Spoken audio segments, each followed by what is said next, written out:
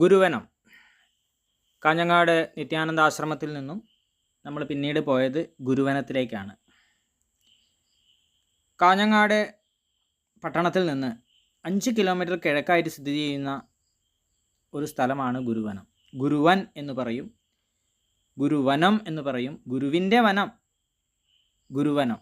മരങ്ങളും പച്ചപ്പും നിറഞ്ഞ ഒരു പ്രദേശത്താണ് ഈ ഗുരുവനം സ്ഥിതി ചെയ്യുന്നത്. സ്വാമി നിത്യാനന്ദ സ്വാമി ദീർഘകാലം തപസ് ചെയ്ത സ്ഥലമാണിത്.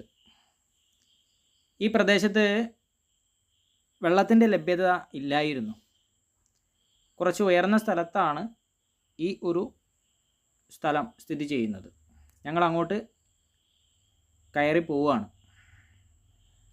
മുകളിലെത്തി അവിടെ വെള്ളത്തിൻ്റെ ലഭ്യത ഇല്ലാത്തതുകൊണ്ട് സ്വാമി തൻ്റെ കൈകൊണ്ട് പാറയിൽ അടിച്ചു എന്നും അങ്ങനെ അവിടെ നിന്നും വെള്ളം പുറപ്പെട്ടു എന്നുമാണ് പറയുന്നത്. അവന് പാപനാശിനി എന്ന് പറയും. അതാണ് പാപനാശിനി. ആ പാപനാശിനിയിൽ നിന്നാണ് വെള്ളം ഒഴുകി വരുന്നത്. അതവിടെ ഒരു ടാങ്കിലേക്ക് ശേഖരിക്കുന്നുണ്ട്. അവിടെ നിന്ന് ഒഴുകി മറ്റ് സ്ഥലങ്ങളിലേക്ക് പോകുന്നുണ്ട്. പിന്നീട് ഞങ്ങൾ അതിൻ്റെ കുറച്ച് മുകളിലായിട്ട് കയറിപ്പോയി. അവിടെ നിത്യാനന്ദ സ്വാമികൾ തപസ് ചെയ്ത ഗുഹ, വളരെയധികം കിലോമീറ്റർ, എത്ര കിലോമീറ്ററാണെന്ന് പോലും പറയാൻ സാധിക്കില്ല, ഉള്ളിലേക്കുള്ളതെന്ന് അറിയില്ല. അതിൻ്റെ താഴെയായിട്ട് നിത്യാനന്ദ ഭഗവാന്റെ ഒരു ക്ഷേത്രം, നിത്യാനന്ദ സ്വാമികളുടെ ക്ഷേത്രമാണ് കാണുന്നത്.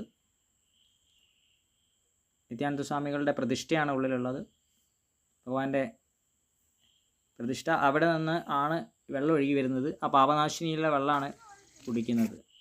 പിന്നീട് അവിടെ അഷ്ടസിദ്ധികളൊക്കെ ഉണ്ട്. ഇവിടെ അഷ്ടലിംഗ ക്ഷേത്രത്തിലാണ് അഷ്ടസിദ്ധികളുള്ളത്. അത് കണ്ട് ഞങ്ങൾ അവിടുന്ന് തിരിച്ചു.